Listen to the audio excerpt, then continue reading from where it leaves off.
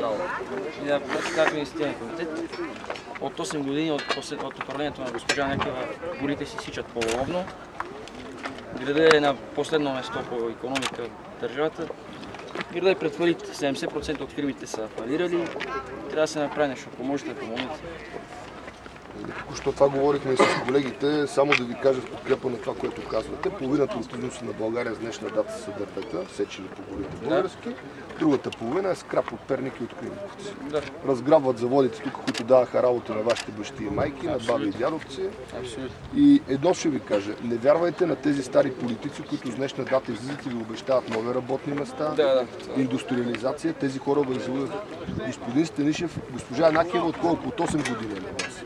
Станишев е от 12, Първанов от 15, Бойко Борисов от 15. Какво направиха за младите хора? То се вижда. Значи за горите да не забравим вината на Общинския съвет, който е доминиран от ГЕРБ, защото горите са дадени на една фирма, наречена Гори Перник, и управителя на тази фирма се назначава от Общинския съвет. Заместник метър Росен Йорданов. Не от Росен Йорданов. И от Общинските съветници, да. От господин Владислав Което е Караилиев. колективна безотговорност, нали знаете? Там всички се гласуват и никой не носи отговорност. Значи на последната сесия, не знам дали разбрахте, имаше предложение за мораториум върху сечта за 3 месеца. Те дори това не пожелаха да направят. Дори за 3 месеца не искат да отложат сеченето. Като идеята на този мораториум беше през тия 3 месеца да има някаква независима комисия, която да каже правилно ли се изпълняват тия мероприятия или не. Те искат да секат сега, днес и веднага. Абсолютно. Безконтролно. А Янакиева така прави ли среща с вас? Не обръща никакво внимание. Присмива ни се, незнайно защо. А искате ли в някой ден от седмицата заедно да се пробваме да влезем, да потърсите диалог с нея? Да, съгласни сме. Аз не искам да политизирам вашия протест, просто ще ви подкрепя вие да влезете вътре да си говорите. Нашата младежка организация, примерно, ще застане. Ние имаме тук много силна младежка организация. Във вторник 14 часа има пак протест, заповядайте вашия екип. Във вторник в 14. Да. Аз ще дойда малко по-рано, защото за жалост имам една предварително насрочена среща за 3.